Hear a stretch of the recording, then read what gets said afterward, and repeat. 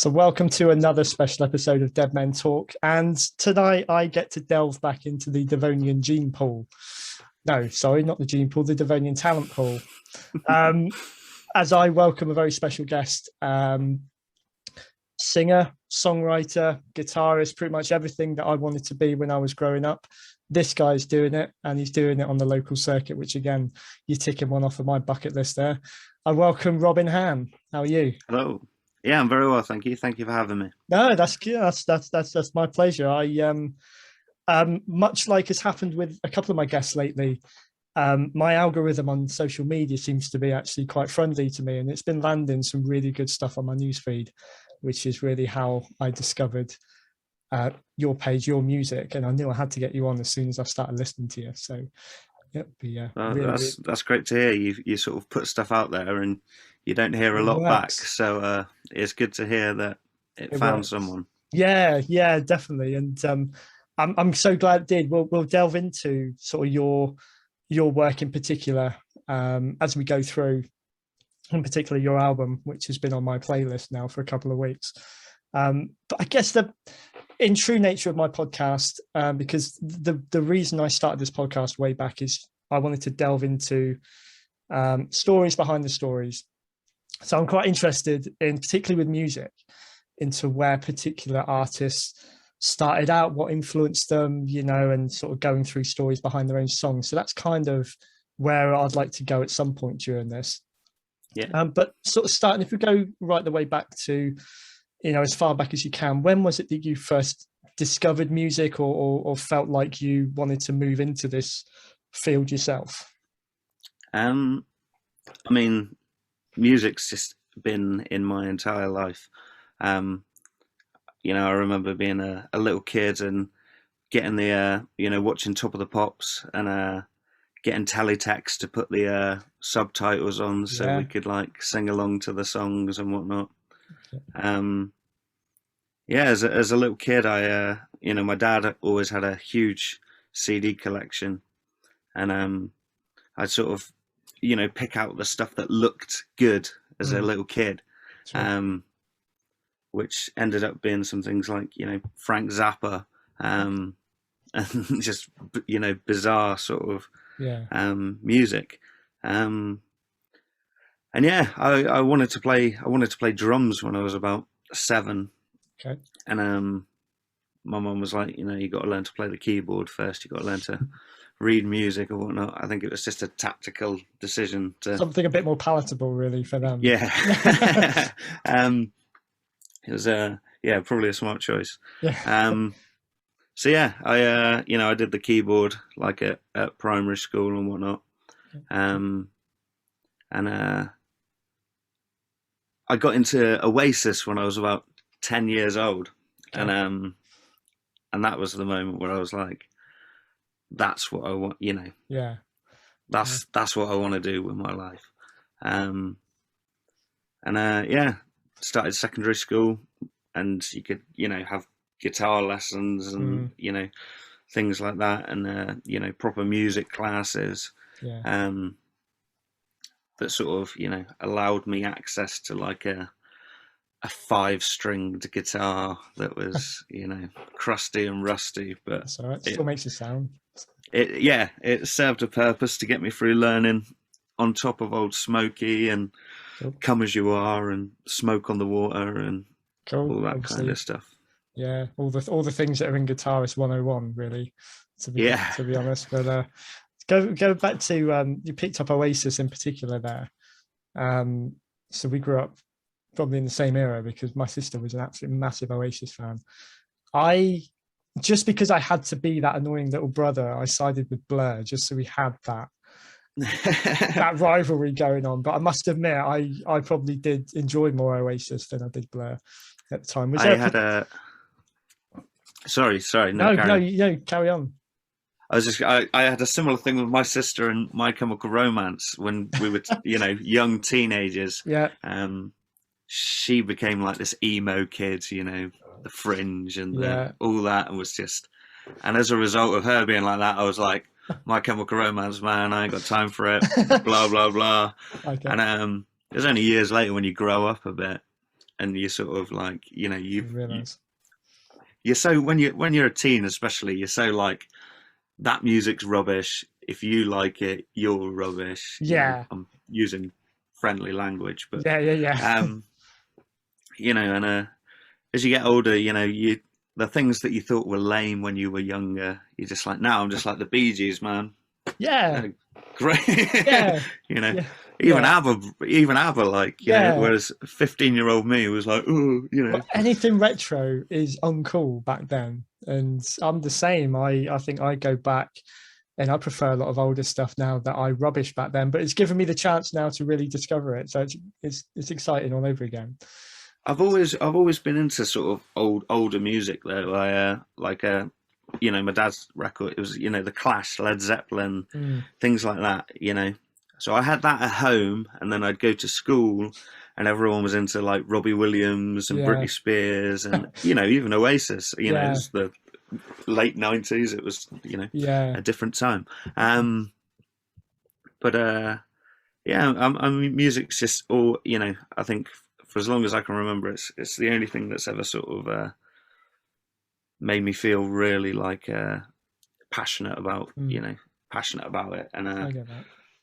I just I've done all kinds of things over my life, but I've always done music, and cool. And it bleeds a lot into my writing as well. I've written horror stories and everything, but whenever I say to people that there's one central character that has been in a few of my books, and he really came from my love of Chris de Burgh, and you kind of link. People who don't really know him for Lady in Red and whatever, but there's particular things he did which really resonated with me on a storytelling level, and that it's wonderful how music can inspire all kinds of people, all kinds of directions. That's it's art, isn't it? People see a painting and then design a building and things like it's a fascinating thing, and maybe not even what they intended when they were writing or painting or recording or whatever. It has that power for you to also put your own feelings into it, and your own make it your own, mold it. But, what I was going to ask actually on the Oasis front was they've got a few sort of iconic songs, live performances, that kind of thing. Was there anything in particular that they did that really hooked you in, just sort of out of personal interest? I think just because at the age I was at, like the only rock music that I'd really heard was like it sounds old, it's from the 60s, 70s, whereas the production value of Oasis was just like pop music at the time. It sounds fantastic. And I just remember I shared a room with my little brother when I was a kid, so it was like headphones on, and it was just that sort of that rock music. It was the first time I'd really heard rock music as close to it sounds in the flesh as possible, and it just drove me crazy. And I've always been a big fan of Oasis. I was really lucky to see them, but they're not even a band that these days that I'd probably even put in my top 10. It's just they were a band at the time that just really changed sort of my direction. Okay, that's cool. It brings quite nicely then onto your own music, because I know that you gig around sort of the local circuit, which we'll get into towards the end. We'll let people know where they can find you.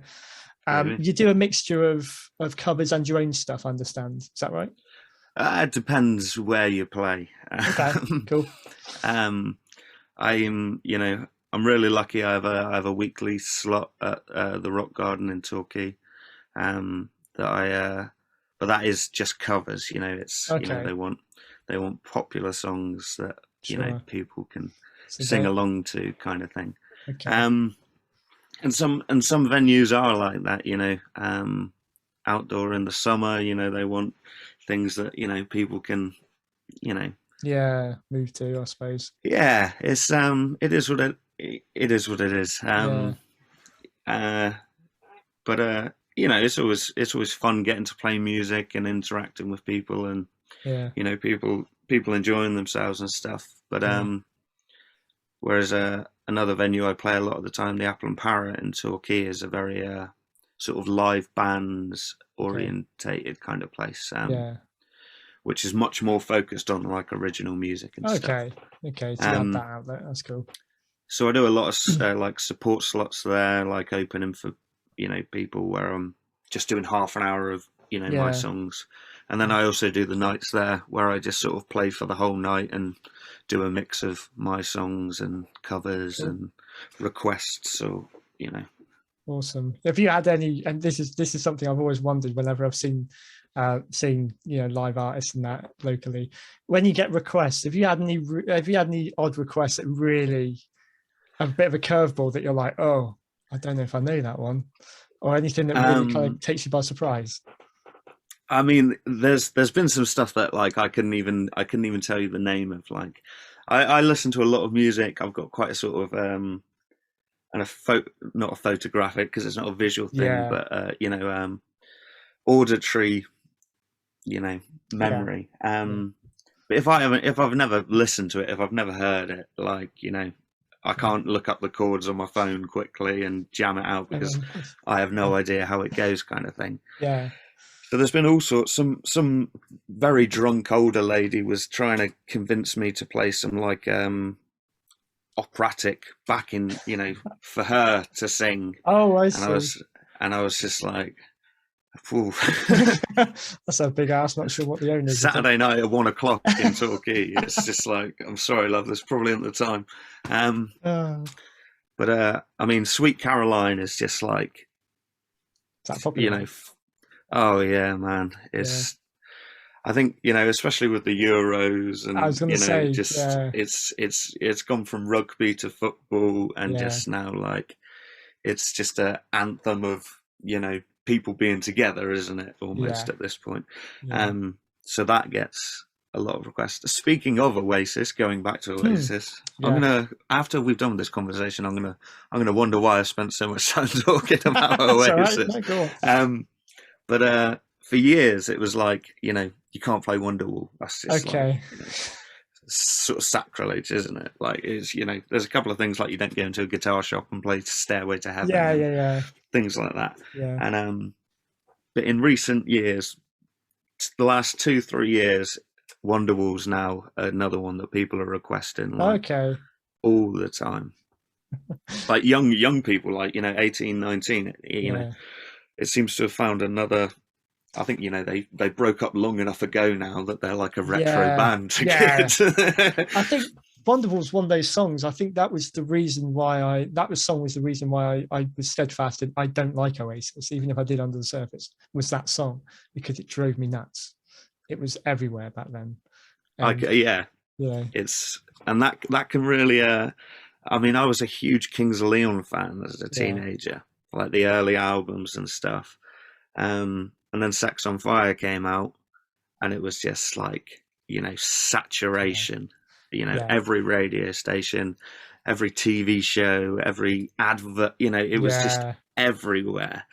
And they went from being a band that it was like you felt quite cool that you liked again, that sort of arrogant, ignorant teenager sort of attitude. And then suddenly when they get big, you know, it's like, oh, they've sold out, and kind of ruins it for you. There's so many bands that I grew up with, you know, that I felt they were special. Not that I discovered that I was the only person. There was odd few that liked them. Nickelback was one of my first ones. You know, I'd left school. It's a couple of years after I left school. I was just kind of getting into metal. My sister, would take credit for kind of introducing me to Nickelback, but I kind of ran with it then. And I went to see them on the Silver Side Up tour, which was when they were at their best. And then steadily, like 2 albums later, they were just releasing ballads. They were everywhere, and I was like, they just went straight into the middle of the road, didn't they? And it's just like, why did you do that? You got to a certain place because of the music you did up to that point. Why can't you stick with that? But, you know, one thing I have sort of, again, in my sort of older years, and I've even found it with doing the weekly slots and stuff, is like how much better you get at singing, at playing guitar when you are doing it, like, you know, live a couple of times a week. And And I think these bands that when I was a teenager and I didn't really appreciate that kind of stuff, they got, they're big. They had a couple of albums out. They're doing tours all the time. Yeah. Kings of Leon, Arctic Monkeys, all these, the sort of bands of my era that I was into at the time, kind of thing. And suddenly they're touring and playing all this time, and they're going to get better at singing, and they're going to get better at playing guitar. And I kind of, as I've got older, I've almost kind of started to not look down on, but the bands that have just sounded the same for like 40, 50 years. It's kind of like, you've been playing guitar or singing for 50 years, like you'd think you'd progress, like so I no longer begrudge anyone for selling out as it is, because I just think I'd probably be the same if I spent all my time singing. As hopefully my albums will get better and more people will like them as time goes on. At the end of the day, I think if there's ever a musician out there who says they don't have a dream of making enough money off their music to live in massive houses or whatever, or be touring the world, I've got to wonder whether they're that truthful, because I think it's great to be doing something for the love of it, but you want an end goal, and I think you want to get your music out there to as many as possible. Yeah, exactly. Moving on nicely then to your album, Alone at Least. I must admit, I am loving it. I've spun it through probably 4 or 5 times so far. Thank you. So before I get into, there's a couple of songs I want to discuss in particular, which are sort of the standout ones for me.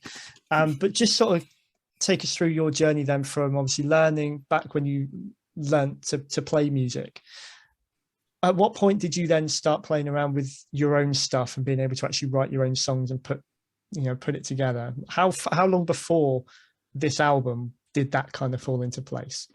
I mean, as soon as I could play the guitar, I was like, as soon as I figured out a couple of chords, I started playing around with. I've never been that interested in learning other people's music as much as I love listening to other people's music.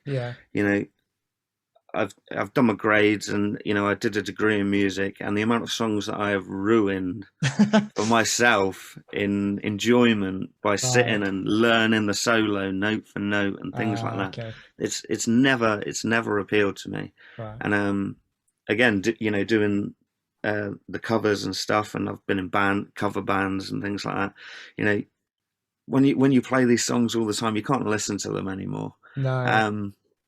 So where possible, I just from the get-go, what I wanted to do with music was create myself, express myself, and do what I spent my whole life idolizing, these people who did that. And I just wanted to make people feel as excited, or as whatever as music made me feel. I've always made my own music. Cool. So the actual sort of production side of it, do you do that yourself, or do you have No, I did everything at home. I got a little room that serves as a little studio kind of thing. But I mean, when I was a teenager in bands and stuff like that, and it would be like, we'd want to record, but at the time, people did have some home recording stuff, but in the early 2000s, it wasn't anything like it is now, and it's expensive, and when you're a teenager, it's out of reach, and you have to learn how to use it. So as a teenager, when we recorded little EPs and things like that, we went into little, budget studios kind of thing. Right. And I'd always wanted to, been interested in that kind of stuff. Sorry, I'm just going to take a sip of more water. I'd always been interested in that stuff. And then a couple of years ago, I decided, I'd been working as a chef for years. That's what I did for years and whatever. Right. I'd been working as a chef, had a bit of money, decided, I was, you know, I was doing my guitar lessons, and then my guitar tutor at the time was like, you know, you never went uni. You talk about wanting to go uni. He just got a job lecturing at a university in Exeter. Right. That was like a satellite centre for the University of West London. Okay. And he was like, you know, if you want to do a degree, like, you know, you'll get in, you know, I'll do your audition, basically, kind of thing. Okay. That's cool. So I was like, yeah, you know, great, you know, give me something to do. Like, always fancied it. I'm one of 4 siblings, and my sisters and my brother had both gone to uni, and I'd always felt like, you know, I should have gone uni or whatever. Yeah. But, you know, I was cooking and playing guitar in bands and stuff, and I didn't want to go. I was quite happy here, you know. At 18, I thought I was going to make it, so it's like, I'm not going uni. Yeah, all do. But so yeah, I did that, and while I was at uni, I had to learn production, basically. Okay. You know? Yeah. I had to get a MacBook and Logic, and, you know, do projects and, you know, stuff like that. And so yeah, that's where I sort of learned production. It's very cool. I got the utmost respect for artists who do that themselves and bring out an album to the quality of what you have, you know, from your own house. Oh, thank you. Yes, Seth Lakeman always sticks in my mind. He's one of my favorites, and his second album was recorded for 300 quid, I think, in his brother's kitchen. So you know, you don't always need to, you know, be able to get to these massively technical studios. At the end of the day, I think, like, got the means of doing it. Nowadays, like, you know, with a laptop, you know, a good condenser microphone and an interface, you can do a lot. Like, if you know how to use, you know, compressors and equalizers and, you know, de-essers and all these kinds of things that, you know, come together to make a sort of more polished sound. You can do so much at home that, you know, I always think, you know, I've got more technology here, like, than the Beatles had in Abbey Road in, that's true, like, the 60s. You know, I have got no excuse not to make a good sounding album. I'm not comparing my songs in any way. No, but that's a great comparison, actually. Yeah, very true. I never even thought of that. You know, I mean, there's more stuff in your phone than they had going to the moon. Like, you know, the information and, you know, abilities that we have with technology is. But I was lucky. I went to uni where, you know, I got exposed to a lot of, you know, information on how to record. Cool. And you know, lockdown happened, and I was just like, right, I'm doing this. That's bringing on to another question I was meant to throw in there, actually, is how lockdown affected your creativity. So we'll kind of do the two together. I mean, is this album a sort of byproduct of what's gone on the last 18 months, or? I mean, some of the songs have been knocking around for a while before it, kind of thing. You know, but when you know, lockdown happened and stuff, you know, I had been gigging a lot. So I did a lot of, like, live streams and stuff where I was just, you know, on my Facebook page for like 3 hours at a time, just taking requests off people. And that was good fun, and it sort of kept me busy, kind of thing. But, you know, I wanted to, so I, you know, carried on writing my songs and stuff like that. And recording throughout, you know, the lockdown and whatnot.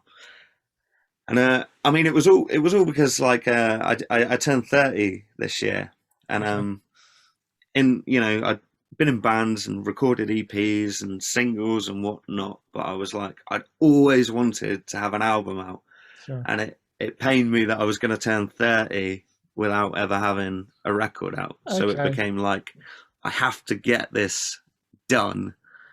by by then. Sure. So yeah, a couple of the songs were written, in lockdown, and then it was like, okay, I've got a record's worth here now. Time to record it. Put it together. Cool. And then of course they develop in their own way once you get into recording, and you put strings on things and stuff like that, and that's it. I mean, listening to yours, I couldn't decide, whether, I mean, all the music on there, do you perform everything on there? Did you have people you did? So I mean, the depth in some of these songs, you wouldn't believe that was just you. I mean, I absolutely love hearing that some of these albums where you think there's 3, 4, 5 musicians on there, it's all just one person. I think it's fantastic. I think it's got its you kind of drive yourself mad with no one to stop you. Sure, I suppose. So that's one of the benefits of having a team around you, is that someone's there to tell you stop. But so the couple of songs that I really, I in some way connected with, or they just really they stand out as my favourites anyway. Stone Crows. Absolutely love that song. That is quite an old song now. That song's that is the oldest song on the record. Okay. My old bands that I mean, we finished playing about 6 months before lockdown happened. Right. I'd written that song, and there's 2 versions of it on Spotify. Actually, the single version is very different to the album version. I found that today. Yeah, I had it on shuffle, and it came up with that one, and I was like, this doesn't sound the same. And the single version was like the song that is how I wrote it. I took it to the band. I'd kind of recorded it all myself as a demo version at home on my laptop, and sort of sent it to the lads and was like, basically, play this kind of thing. Yeah. And they did their own, sort of when we played it live. But we did play it live for 6 months or so before we finished. Right. And then when I started to, get into recording the album, I just thought it's a real shame that, didn't get to do it with the band or whatever. But I did understand that it was a good song. I was really proud of it, and I didn't want it to, just disappear and never be recorded or whatever. Sure. So I recorded my own version of it again, a more studio version that became the single. And then, but my brother, the drummer, played on that version. The same with the "You're the One for Me" single. But when I did the album, it was during lockdown, and I sort of remixed everything, and then I basically I needed to do a new version of both of them, kind of thing, because to fit in with the sort of, when it came to being a finished product, the sort of continuity of sound kind of thing. I'd ended up recording the rest of it with different microphones and a different interface and different guitars, and it just sounded, completely different. Yeah. So the Stone Crows on the album was, it was, I wanted to do it, but I didn't want it to just be the same version that I'd done with the band and then done myself as a single. Sure. I wanted to sort of try and develop it a bit more. Yeah. So any kind of, I was intrigued with both of these songs that I'll bring up. It's really, is there any sort of real life experience or inspiration behind them? Again, the story behind the story, almost.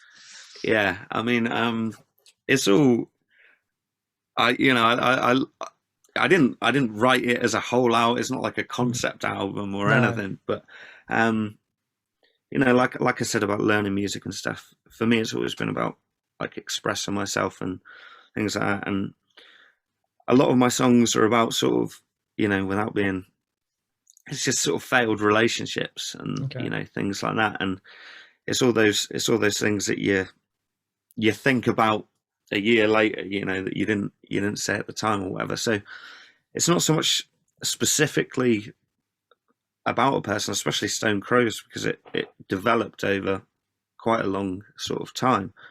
But it is that, it's it's my way of speaking about, you know, just being heartbroken about something. And yeah, it's not a very happy subject, but you know, no, you know, it's yeah, it's not. And but I mean that's the reason I write the songs, because it's not the kind of thing that you talk about with anyone or anything. And it's you know, it was just my way of expressing. You put it in song and people listen as well, you know. So, but again, it's I don't really have an audience, or you know, there's no like you know, when I was making the album, it was very much about like, you know, again, that sort of cathartic, you know, expression. It wasn't. It's not like it's, you know, I am somebody, and you know, I know that hundreds of thousands or whoever are going to listen to my album. I made the album never really thinking about the fact that other people would actually listen, you know, listen to it, kind of thing. But I didn't obviously want to, you know, start being direct or using specific examples from a time or anything. It's a kind of a literal representation of a feeling, as opposed to a literal retelling of any kind of story. That's a quality way of describing it. I like that.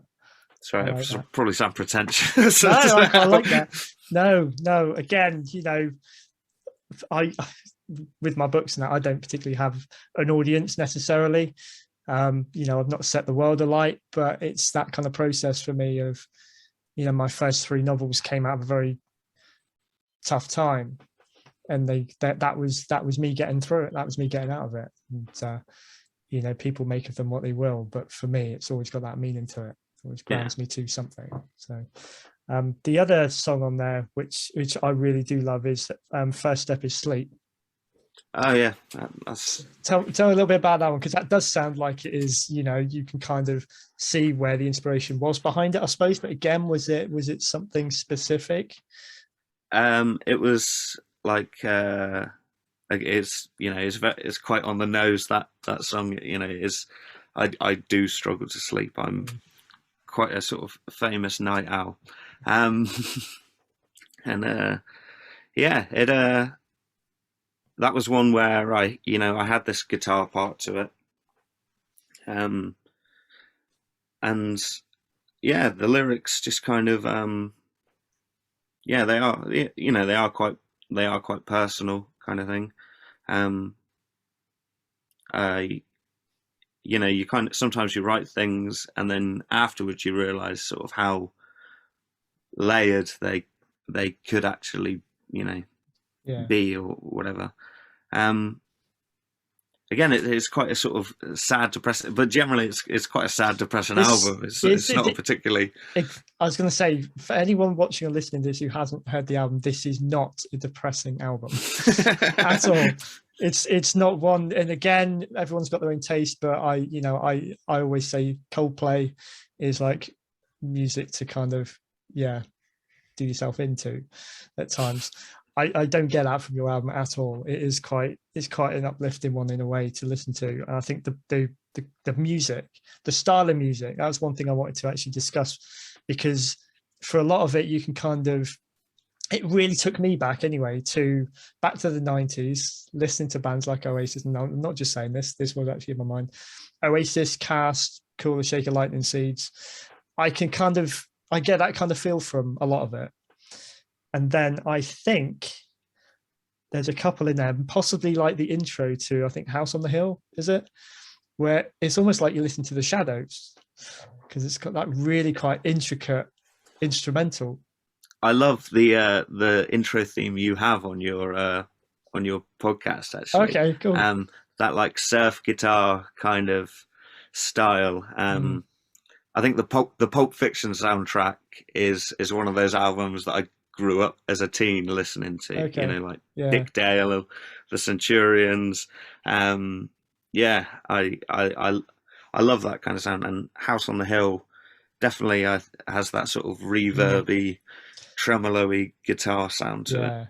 Yeah, it's beautiful. I have got a very wide taste in music, I guess, but there are certain things, certain styles that really do grab me in, and those 3 songs that I've mentioned are really the ones that really did hook me into this album. You know, it just gives you that brilliant balance, like I say, of bring back those memories of the music that I listened to either forcibly when I was younger, but it was there, you know, the British rock scene, but also with that really kind of stylish. I'm not trying to sound like I know what I'm on about. I'm not a music journalist at all. But I can see a couple of guitars off on your wall. I do, yeah. I've got a couple. I'm tripping over the bloody things, I must say. Cool. That means one of my quickfire questions I got lined up. Well, actually, I was wondering whether to leave it in, so I will leave it in now that you said that. But yeah, I'm more of a bedroom guitarist. I kind of taught myself from when I was at uni. Always wanted to be something that I did, and yeah, I'm now at a point where I can play in front of other people, but That's way cool. off being able to perform in front of strangers, I suppose. So. But I wish I got to play more guitar like live. I do a couple of songs where I use a loop pedal and I loop the chords, and then I actually get to play a bit of, you know, bit of a solo kind of thing. I love the loop pedal stuff. I've seen a couple of guys. Obviously, Ed Sheeran is a bit of a king at it. Yeah, I mean, I'm not a particular fan of Ed Sheeran. I do a couple of Ed Sheeran songs in my set because you know you got to eat. Got to. And but. You know, that dude, what is it, like 80,000 people at Wembley, one dude, an acoustic guitar and a loop pedal, and he's got them all eating out the palm of his hand. Like, that dude is talented as hell. And again, he's one of those people that kind of, you have that saturation when he has an album out, and even in Primark, they're like selling his records and this stuff. And, you know, but good for him. Yeah, I got a lot more respect for him. I don't listen to a lot of his stuff, but I think instrumentally, what he does. My wife bought me a new like effects pedal setup for Christmas, and I specifically had asked for, you know, I wanted a loop pedal, I wanted the new effects pedal. She bought one with both, and it's my aim to. I'm nowhere near going to perfect the loop pedal thing, but at least to muck around with it, because I think it's one of those amazing things. It's hard, man. Yeah, like, you know, your timing has got to be perfect. Impeccable. Yeah. And what I find when I use it live a lot is because you're in that, like, you know, live frame of mind, you're deer in the headlights kind of thing. Yeah. I put in my loops faster than I do at home. Sure. So I do it's about half my set. I end up, you know, putting in a beat or whatever, a couple of chords. But sometimes I just find myself suddenly I'm just like, oh my god, I'm like twice the speed I normally do that. But you can't stop them because you look like a bit of a dick if you keep stopping and I need to re-record my loop. You know, you got to roll with it. And it is tricky, but it's good fun, and it certainly improves your timing. Like you know, you've got to be on the pulse to use it. And I guess it really shows people who are watching you, you know your stuff, and you know you care about what it is that you're putting together. If you can do that, and you can put that many layers into a live performance just by yourself. Well, the thing about like being just a dude in an acoustic guitar or whatever, like so many pops. Have you ever seen the video "The Axis of Awesome"? No, I don't. Where the dudes they play a chord progression, and it basically fits like so many songs of the past. Right. Like, you know, they're all using the same chord progression. There's two basically that, you know, about 80 songs that have been like #1 songs in the past, you know, use this same chord progression. And so many pop songs, whether they're from the 70s or whether they're modern, like a lot of them are the same 4 chords. And some of them are the same 4 chords for the whole song. You know, the singing pattern might change in the chorus or whatever, but the guitar, you would literally be stood there for 3 minutes just playing the same 4 chords over and over and over again. So the loop pedal I got out of necessity to try and spice things up a little bit, kind of thing. Because if something is the same for the whole song, at least then you can, you know, loop the chords, loop a beat to it, a little melody, and you can take stuff in and out, and then at least it's the same 4 chords, but it sounds different, and the choruses are loud, you know, bigger than the verses, and just makes it a bit more sort of interesting, not just for people watching, but for me. I mean, you know, yeah, I can get that. The first guy I think I saw do that live who really has stuck with me, and it was locally as well. I don't know if you've heard of him before, Donnelly. Nah, he was down there. I mean, we're going back probably about sort of 10 years or so. I saw him support Seth Lakeman, and then I managed to meet him at a real kind of local gig up at Ullacombe Farm some years ago. And again, just him, his own stuff, and it's the first time I'd ever seen anything like this, and I still listen to his music today, you know. So I mean, I remember seeing Kate, is it Katie Tunstall on what would that have been? It might have been the Graham Norton show. And she did that, what was it, Blackstone and the Cherry Tree? Or Black Horse and the Cherry Tree. Black Horse and the Cherry Tree. And that was the first time I'd ever seen anyone use a loop pedal. Like, and it was just like, that is the coolest, coolest thing I've seen. And, you know, it's a good fun little thing. One of the songs on the album, Out of the Blue, that was a song that I wrote for the loop pedal. I got my loop pedal and I was playing around with it, and I kind of wrote a song using, like, you know, playing chords while hitting this, so it makes the sound of the chord while giving you a beat, kind of thing. Okay, yeah. And I did a video of that, and I put that on my YouTube. And then when I was recording the album, I was like, I want to do a sort of a proper version of that song that isn't just a loop going kind of thing, but I want to keep it sort of true to the original. So Out of the Blue on the album's a kind of a studio version of a loop pedal song. That's cool. Go back and listen to that a bit differently now, I think, because it's a good tool for, you know, writing. It's you know, it's like I think I saw an advert for it. Was like, you know, does gear make you a better musician? It's like, no, but can it inspire you to be a better musician? Like, absolutely. And I think that is true. I think, you know, and it is easy to fall down the rabbit hole of, and I've done it with recording, you know, buying, I need this effect and that effect, or this plug-in, that plug-in, you know, but it's you know, it doesn't make you good. You know, you still got to have the basics there yourself, haven't you, really? And you got to practice and learn these things. And you know, good gear is, you know, and I did it so much when I was younger. You know, multi-effects pedals. I'd get these multi-effects pedals, and you think that you're just going to press a couple of buttons and your guitar's going to sound like amazing, but you don't. You have to program these things and dial in all your tones and stuff like that. And the amount of stuff that I can vouch for that. The amount of effects I've got on mine, this is my second one now, and I don't know how to use it to that degree.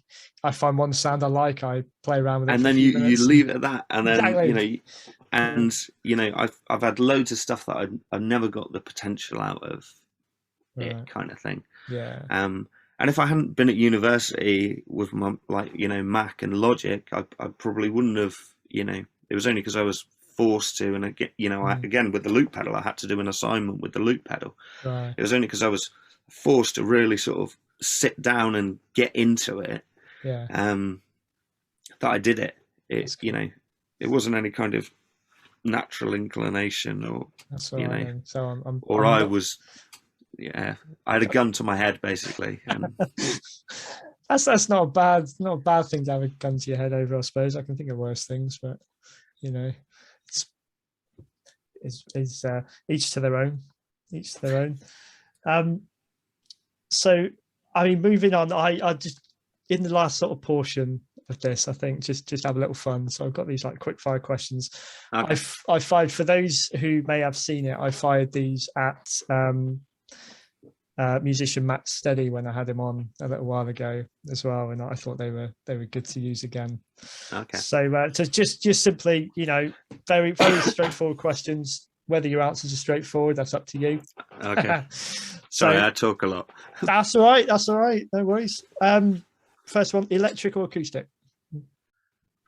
Oh, it depends, doesn't it? Really.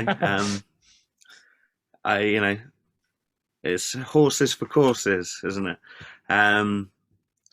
You know, acoustic is great for, you know, when you're on your own, or if you're performing on your own. It's got a bit of a fuller sound, there's a bit more bass in it. You can really strum out the chords.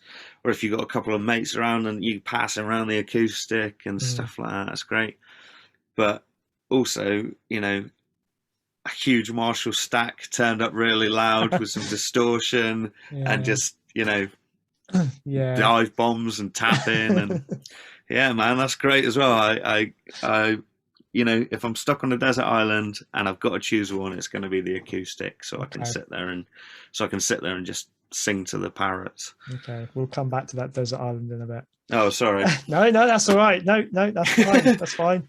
I might change this one up. So, what format do you prefer? Whether you would have stuff released on it, or whether it's just memories for yourself of what you grew up with, vinyl, CD, or cassette? Vinyl, hands down. I am a huge record collector. Wow. Yeah, I've got hundreds of vinyl. Cool. And I think probably the reason I've bought so many of them is that deep desire to want to have my own record. I feel like if I buy enough records, whoever's in control of records will be like, "Hey, you can have one." There you go. You own a stake in it anyway. Yeah. If you just done that, have you got any in your collection which are like your favourites, or any sort of, you know, unique ones in there?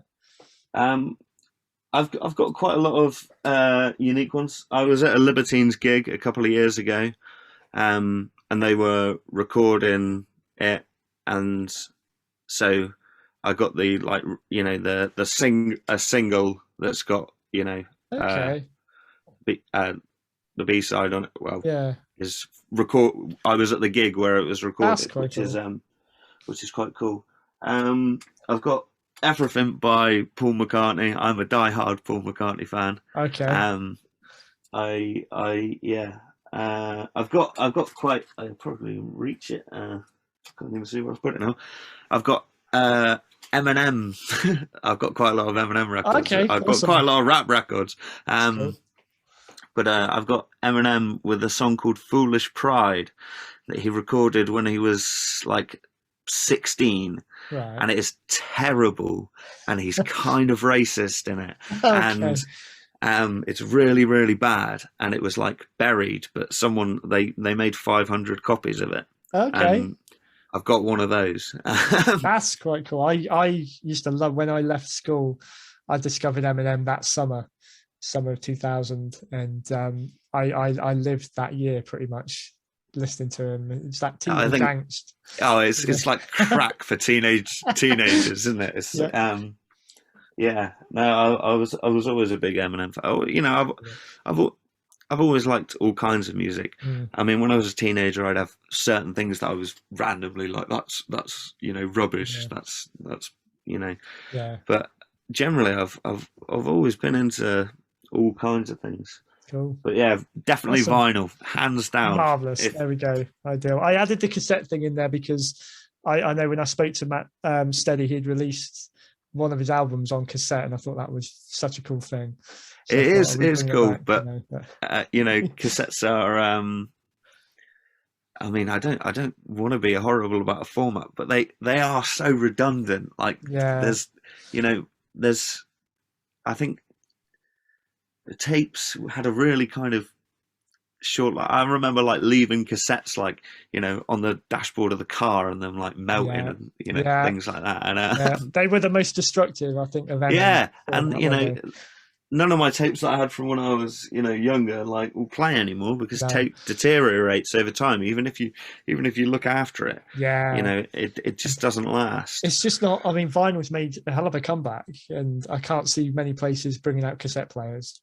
No, I've seen that meme where it's like, it's got a picture of a Beatles record, and it's like 1967 vinyl LP, like 1972 8-track, you know, 1980 cassette tape, 1990 CD, you know, MP3 streaming, and then it's like back to 2018 vinyl record, like, you know. Yeah, I've only got a small collection, but I'm very much sort of on the vinyl trail. I much prefer listening to, you know, on a Saturday morning, if I clean the house, that's my soundtrack is on vinyl. I don't know. It's just got that kind of quality to it, isn't it? So I was really lucky. I got into vinyl collecting like before it kind of had its renaissance. Like, yeah. So I got loads of great records for pennies when I was like 17, because people were just chucking them away. Like, and all, you know, when bands did do a vinyl release, it was like super limited because no one had it. You know, I got loads of records when they came out in the, like, you know, 2000s and 2010s that are now worth, as people years later have got into vinyl, are now worth, like, I've always said this, I'm going to take my kids to Disneyland one day when I sell my record collection. Wow. That's the plan one day. Not that I have children at the moment, but one day. Well, you know, something to aspire to, and at least you know you can fund it. So, so here we go. Back on that desert island then. 3 things you would take on a desert island. Very cliche, but I think it's a fun one. So. A knife, because you're probably going to need a knife at some point on a desert island.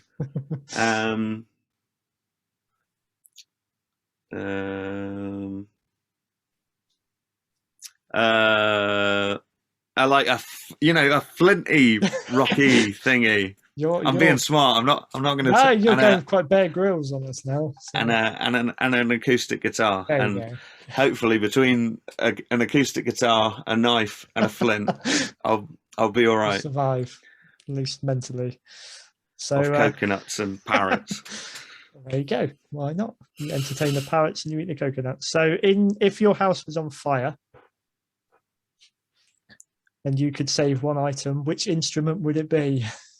Oh, well, I do have 2 cats. They're called Zappa and Yoko. Cool.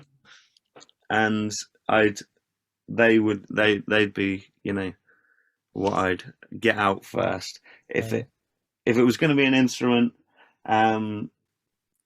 probably my Fender Jaguar, because that's just my favourite is guitar. Cool.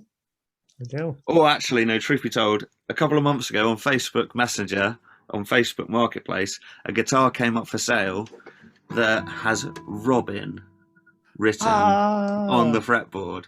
Yeah. And it's got a Robin on the headstock. I saw that on your Facebook. I was like, wow, he's got a personalised guitar and everything. No, I could not afford to have a personalised guitar built. I somehow got unbelievably lucky that someone who had been to a luthier school, and built guitars had at some point built one with Robin in, and it had been sold and passed around. And yeah, when I saw it, I was just like, Jesus Christ, I've got to have that. That's some country music badass stuff. That's like Johnny Cash or something, having your name on your guitar. Does it sound good? That's the main thing. Yeah, no, it's actually a really nice guitar. It's obviously modelled after like a Taylor, like the sort of shape of it and the neck of it. It is a really nice guitar, and because it's like the only one there is, actually, if there was a fire, I'd have to save that one. There you go. This one, if I can't point properly. Oh, where am I going? That way. There we go. That one there. Yeah. That's a Facebook Marketplace. Actually, the 2 guitars, the one guitar I play the most, the acoustic, is a Facebook Marketplace jobby. That one there. Has it got a tailpiece on it or a sticker? It's got a sticker on it. Now, the only reason I bought that is because a guy in Exmouth advertised it, and he said, signed by some folk band.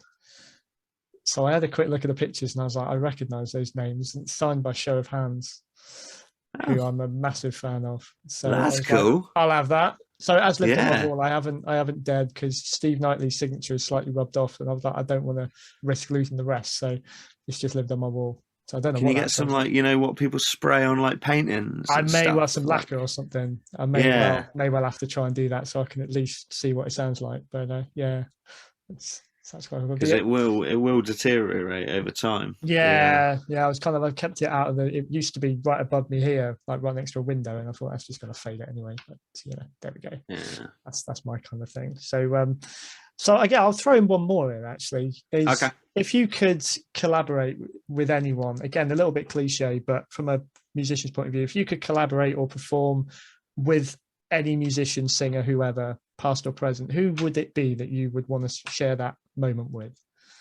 Paul McCartney. You know, I'm a diehard Beatles fan. You know, when people say I remember the first time I heard the Beatles, it's like you do. And yeah, I was lucky enough to see him like 2 years ago. Cool. Ringo came out and they did Get Back, and you know, wow. I was like crying for like half that gig, man. That's seeing Paul McCartney, you know, he's just like a total idol, you know, and yeah, I know people think he's naff, and I know he's a bit, you know, he's had some dodgy numbers in his time, but you know, as a musician, you know, multi-instrumentalist, I'm wowed by him. The amount of music he has recorded is just like unbelievable. Like, you know, he's got every reason in the world to be a dick, and he seems like a genuinely good guy. Yeah, and I don't know. Again, I'm not massively listened to the Beatles. I know quite a bit. Don't really know as much of his stuff, but he has given me my favorite all-time Christmas song, which I will listen to any day of the week, you know, let alone in November and December. So I've got to give him that. He did that live. He got some like kids choir to come out and do it with him. That's amazing. But yeah, hands down, no question, it would have to be Paul McCartney. Because one day he'll be gone, and the world is going to miss that dude, big star. Where I think we're very lucky to have been around at the same time as someone as prolific as, you know, Lennon and McCartney as a songwriting duo are going to be remembered like Mozart and Beethoven. Like, you know, kids are going to be learning about them in music in 200 years' time. They will. If we could nail that moment down then to one song, if you had to kind of do a song with him, whether one of his or whatever, what would you pick? I mean, if I was going to play live with Paul McCartney, you know, it'd have to be Hey Jude, wouldn't it? Like, you know, that live was you know, phenomenal, and you know, everyone just singing along. That was just the like purest moment of musical joy that I've like ever been party to. It was, if I could do that, that would be it. Cool. Well, thank you so much, Robin. This has been amazing, mate, talking to you, and thank you for sparing us your time. And thank you for giving me a chance to waffle on about music and my record. And no, I love it. So, you know, anyone out there, Alone at Least, the album, you can stream it on. I think I get it on Spotify, but is it on others? Yeah, it's on everywhere. I use a what's it called, like a hosting distribute, you know, an online distributor thing. So it's on, you know, Spotify, YouTube. You can even on like Instagram and Facebook. It's all, you know, it's everywhere. If it's, you know, I just wanted to get it out as far as possible. I implore everyone listening, watching this, to go and give it a listen. And where can they find you, Dan, if they want to find out more about you, keep up to date with what you're doing? So I generally use, you know, Instagram and Facebook quite a lot. Robin Hann Music. Again, you know, you can listen to me on Spotify. I upload quite a lot of videos to YouTube, which again, Robin Hann. You'll be able to find any of that. Live wise, I'm every Thursday night at 9 o'clock. I'm at the Rock Garden in Torquay, and the Apple and Parrot. I'm there quite a lot, a few times a month.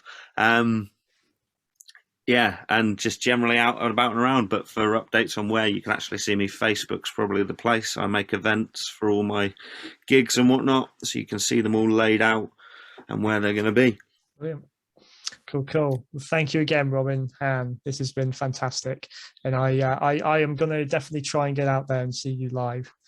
And, I'd appreciate it. It'd be good to meet you in the flesh. I don't think I've sat and talked to someone this long in ages. Actually, you might be my best friend at this point. Oh, there you go. Don't mind that. No, thank you so much, mate. All the best with everything you're doing.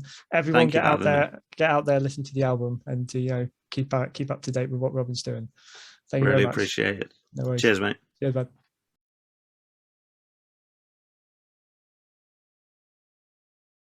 If you enjoyed this episode, please take a moment to like, share, and hit the subscribe button. Also follow us on Facebook and Instagram to keep updated about all future shows.